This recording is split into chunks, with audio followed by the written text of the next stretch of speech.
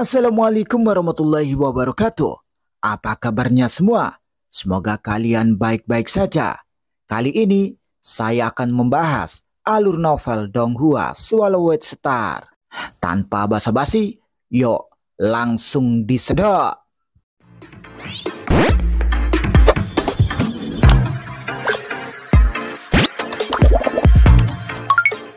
Melanjutkan dari cerita sebelumnya, masih di dalam lapisan kekacauan. Suatu hari, saat Luo Feng dengan hati-hati mengamati manifestasi hukum yang kacau, tiba-tiba cahaya perak muncul dari arus yang kacau, menyambar seperti bilah pedang perak ke arah Luo Feng. Luo Feng seperti biasa membakar kekuatan dewanya dan mengulurkan tangan untuk meraihnya. Meskipun gerakan itu tampak sederhana, gerakan itu mengandung makna yang dalam, dan cahaya perak yang kikuk itu tidak dapat lepas ditangkap oleh Luo Feng. Namun, Luo Feng merasakan sakit yang tajam di telapak tangan kanannya saat cahaya perak meledak dari genggamannya dan berhenti di kejauhan. Luo Feng menatap telapak tangannya dengan heran. Luka berdarah telah muncul, menembus lapisan kulit dan otot dengan darah menetes. Itu benar-benar bisa melukaiku. Kekuatan ini sebanding dengan awan darah, kata Luo Feng. Dia cukup tercengang. Luo Feng memperhatikan cahaya perak yang melayang di kejauhan, mengamatinya dengan waspada. Makhluk-makhluk lapisan kekacauan ini memiliki kecerdasan yang sangat rendah. Meskipun teknik mereka tidak sedalam milik awan darah, kekuatan mentah mereka melampaui miliknya, gumam Luo Feng. Dia yang bersemangat dengan perburuan itu teringat bagaimana ia telah mengalahkan awan darah di masa lalu, dan sekarang dengan teknik tingkat kekacauan yang baru ditemukannya, kekuatannya telah meningkat lebih jauh. Suara mendesik. Cahaya perak itu tiba-tiba berkelebat, menyerupai benang perak hantu saat melesat ke arah Luo Feng. Luo Feng melihat benang itu melewatinya dan mengulurkan tangannya untuk meraihnya sekali lagi. Kali ini, genggaman Luo Feng yang tampaknya biasa saja berhasil menangkap benang perak yang sulit ditangkap itu. Tetapi begitu ia menangkapnya, ia merasakan betapa halusnya benang itu. Itu sangat tajam dan licin.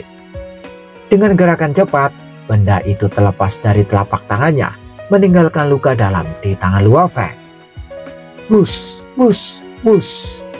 Cahaya perak itu berkelebat di sekeliling Luo Feng berulang kali. Terkadang seperti benang perak, terkadang seperti bilah perak, atau bahkan paku perak. Setiap bentuk bergerak dengan kecepatan yang luar biasa.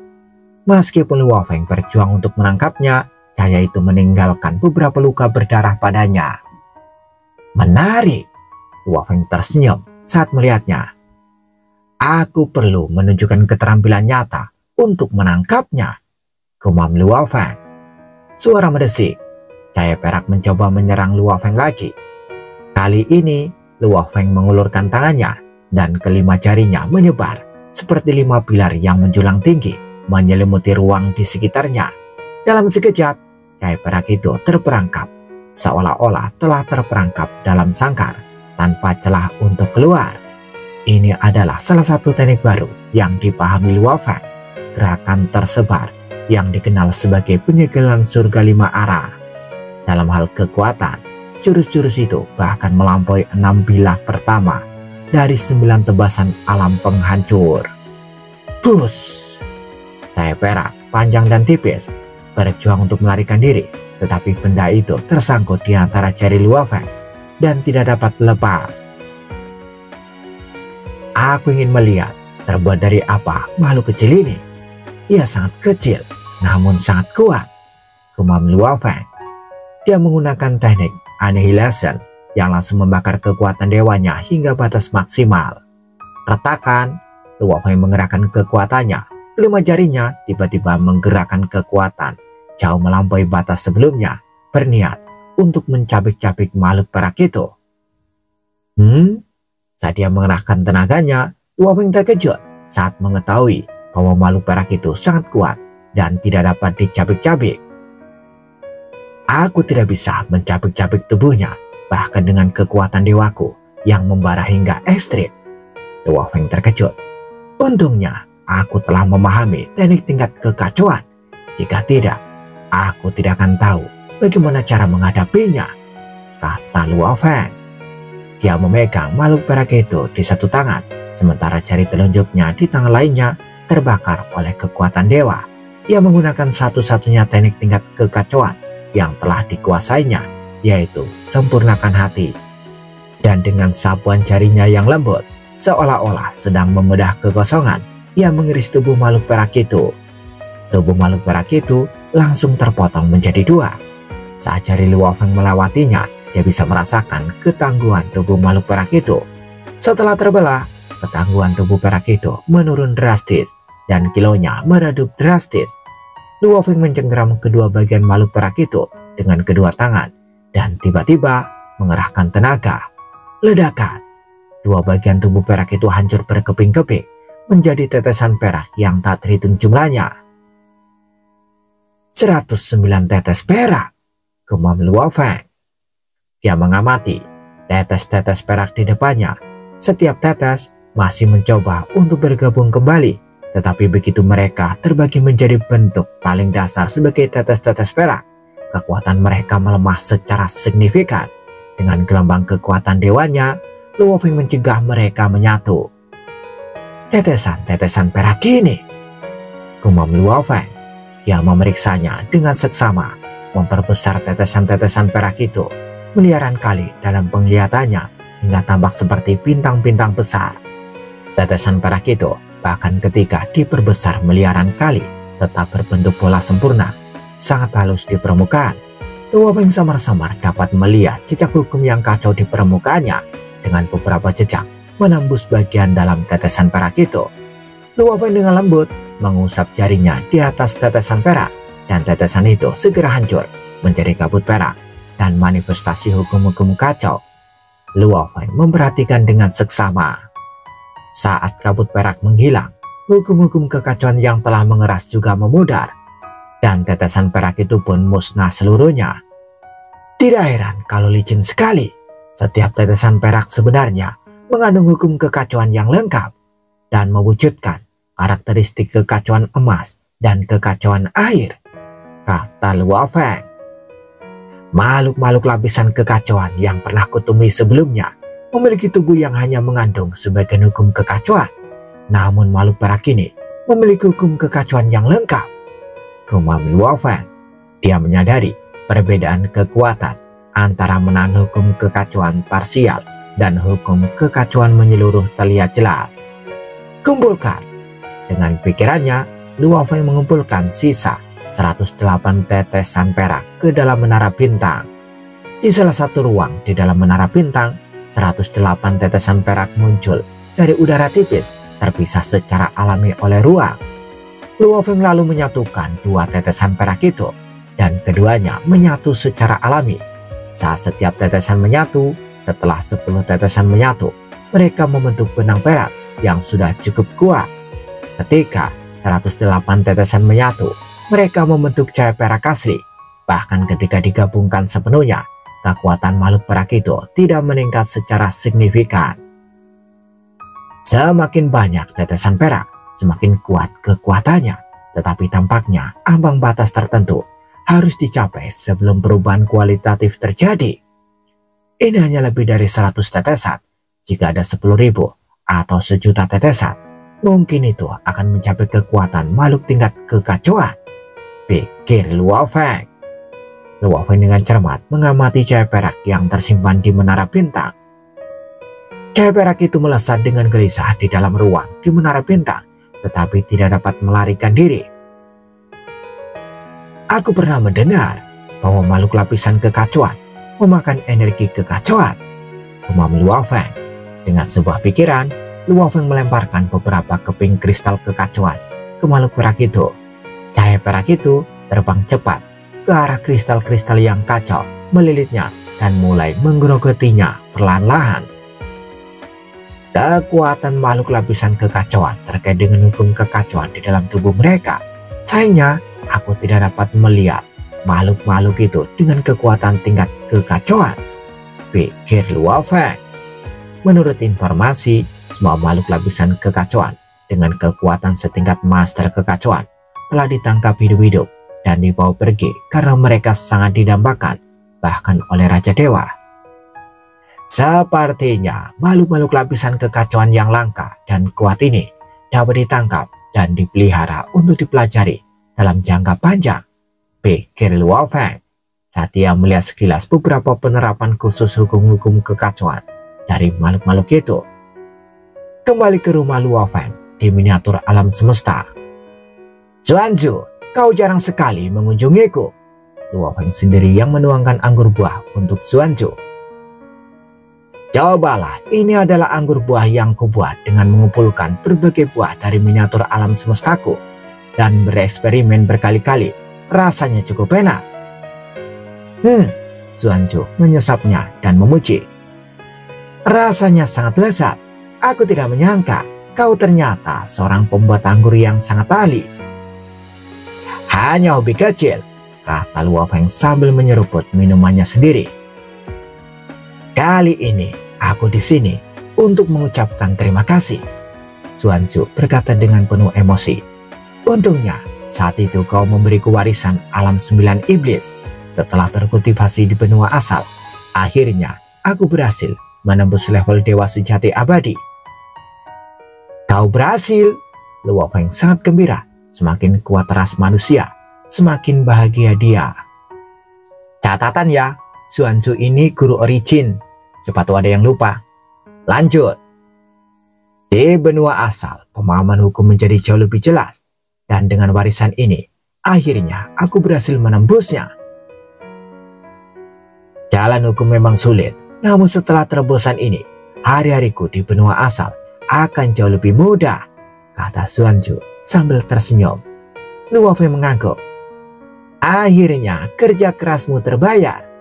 Zuanju, bukankah miniatur alam semesta milikmu sudah mengembang? Tanya Luo Feng. Tidak usah terburu-buru, hanya kau yang tahu bahwa aku telah memahami asal-muasal hukum. Dan aku tidak terburu-buru untuk memperluas miniatur alam semestaku atau menerobos dengan tubuh dewaku. Zuanju menatap Luo Feng. Begitu tubuh dewaku menerobos, kekuatanku akan terungkap sepenuhnya dan aku harus membuat beberapa pilihan. Aku masih ragu apakah akan bergabung dengan jajaran resmi negara kuno Yanfeng atau menjadi kultivator bebas, kata Zuanju. Bergabunglah dengan jajaran pejabat, saran Luo Feng. Negara kuno Yanfeng memiliki kedalaman yang tak terduga. Bergabung dengan jajaran pejabat akan lebih cocok untukmu. Menjadi seorang kultivator bebas memang menawarkan lebih banyak kebebasan, tetapi juga lebih berbahaya.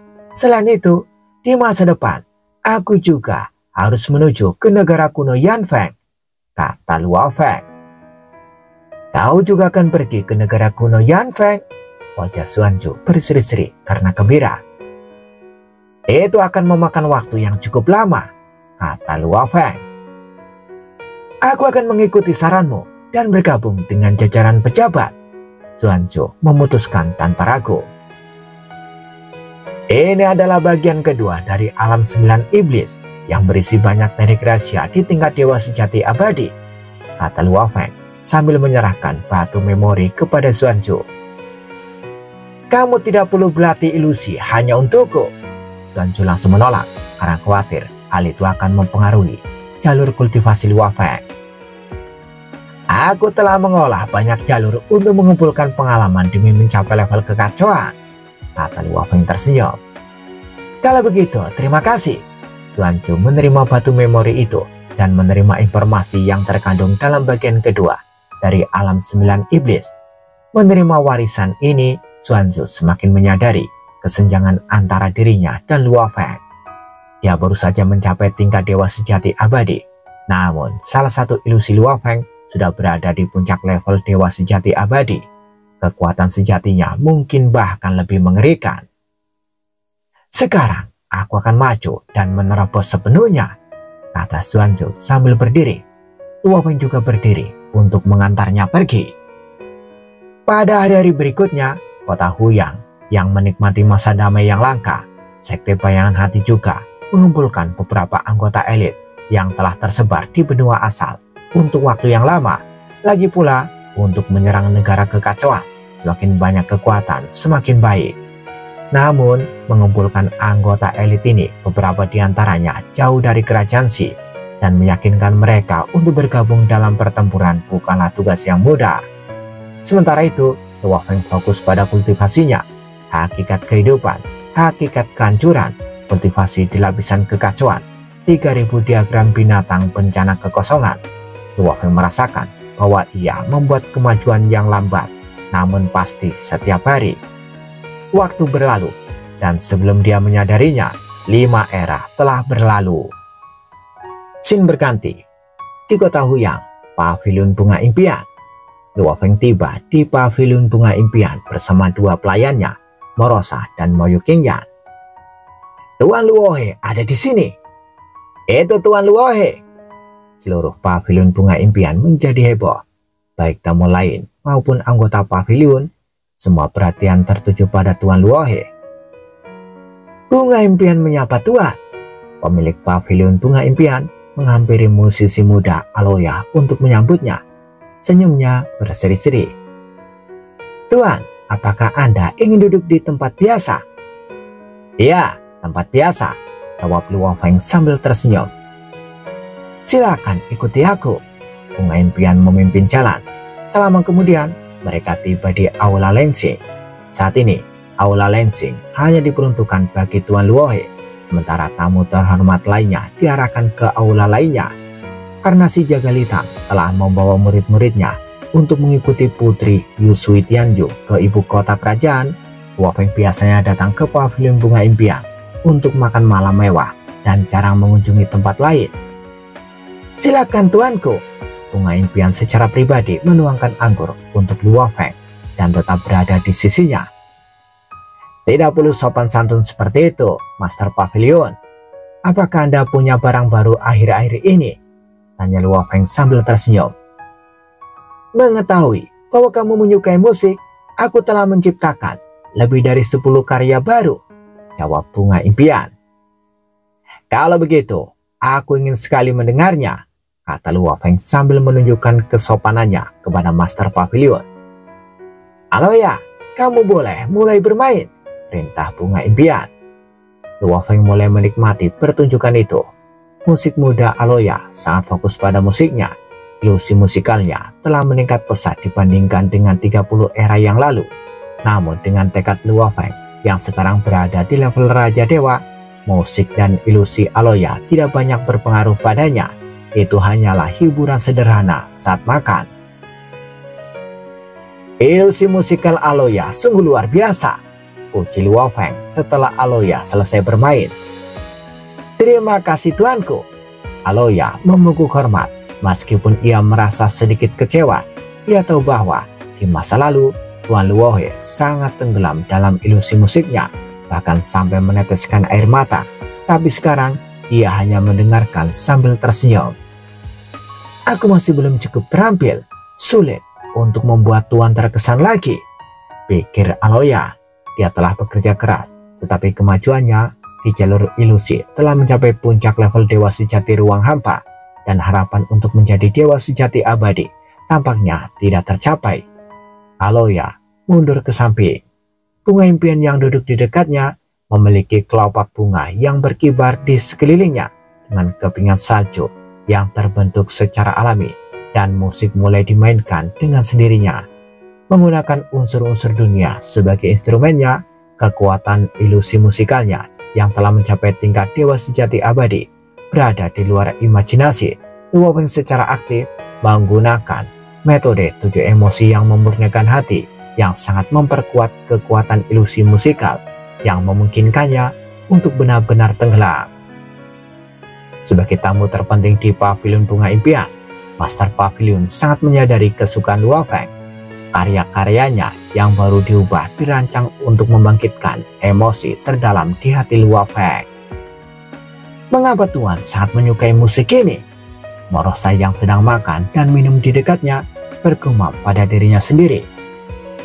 Setelah lebih dari 10 lagu dimainkan, emosi Luo Feng berangsur-angsur menjadi tenang. "Karya-karya baru ini cukup bagus," puji Luo Feng.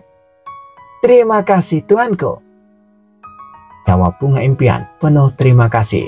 Setelah kematian Entropi Tianyan dan Awandara, ia merasa takut, tetapi kemudian dia menemukan bahwa Tuan Luohe telah mengembangkan kegemaran pada ilusi musikalnya. Penemuan ini membuatnya bersemangat. Dia bahkan mulai bertanya-tanya, dulu Tuan Luohe lebih menyukai ilusi musikaloya dan tidak memperhatikanku selama lebih dari 20 era. Namun setelah Entropi Tianyan dan Awandara meninggal, dia tiba-tiba menyukai ilusi musikku. Mungkinkah seperti mereka, dia hanya berpura-pura? Kepura-puraan Entropi Tianyan dan Awandara telah benar-benar mengguncang kepercayaan diri Bunga Impian. Tuan Luohe dikenal karena kesetiaan dan emosinya yang kuat. Jadi mungkin ikatannya dengan Entropi Tianyan yang membuatnya sering datang ke pavilion Bunga Impian, pikir Bunga Impian. Tetapi apapun alasannya, selama dunia luar percaya bahwa Tuan Luohe menikmati ilusi musikalku, itu sudah cukup bagus. Bunga Impian benar-benar berterima kasih kepada Dewa Luohe. Demi tercapainya tujuan tersebut, dia tak segan-segan untuk sering menciptakan karya baru untuknya. Memahami diagram 3000 binatang bencana kekosongan menguras pikiran dan tekadku. Dengan mendengarkan ilusi musik melalui metode 7 emosi pemurnian hati, memungkinkanku untuk benar-benar rileks dan berfungsi sebagai pembersihan jiwaku, menghilangkan semua kelelahan, pikir Luo Feng. Dia sangat menghargai Master Pavilion. Aku sudah sepenuhnya memahami diagram binatang bencana, tetapi setiap kali aku meninjaunya kembali, aku mendapatkan warisan baru, pikir Luo Feng dalam hati. Kelima era ini merupakan periode kemajuan pesat bagi Luo Feng. Sering menghadapi esensi kehidupan, sering menyaksikan Morosa yang telah lama mencapai level kekacauan, menampilkan esensi kehancuran, dan dengan pembelajaran Luo Feng yang terus-menerus, akumulasi pengetahuan dan kekuatannya sekarang jauh melampaui 5 era yang lalu. Dia sudah lama memahami diagram binatang bencana.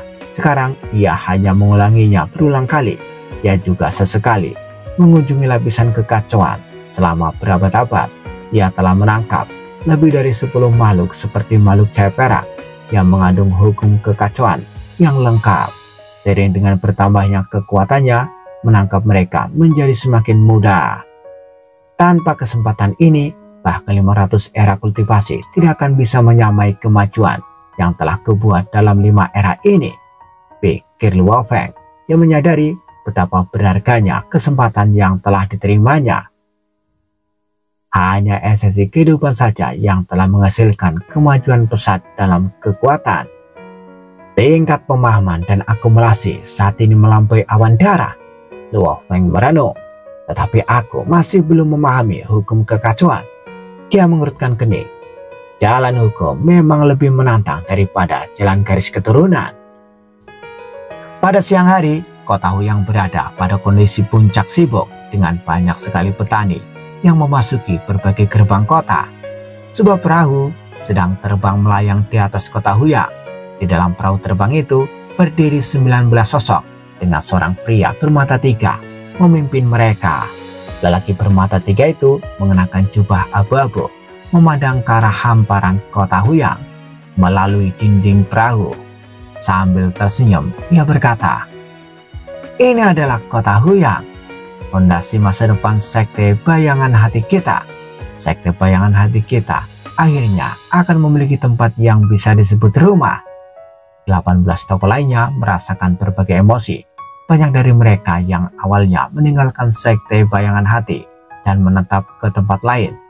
Namun sekarang dengan sekte yang berusaha membangun benteng permanen dan dengan dukungan rahasia dari 2 master kekacauan, anggota elit ini telah kembali membentuk kelompok yang beranggotakan 18 tetua. Masing-masing ke-18 tetua ini luar biasa kuat. Beberapa di antaranya bahkan melampaui kekuatan master sekte. Sekte bayangan hati telah mengalami banyak kemunduran dan perpecahan internal. Meskipun kembali para anggota elit dari benua asal telah memperkuat sekte tersebut, namun perpecahan internal juga semakin parah. Akan tetapi, ketika tiba saatnya merebut fondasi bagi sekte mereka, mereka bersatu. Bahkan dua master kekacauan yang tersembunyi bersikeras bahwa mereka harus mengamankan benteng ini. Begitu master kekacauan berhasil menembus pertahanan dan tidak lagi takut pada musuh yang kuat, mereka akan kembali ke sekte.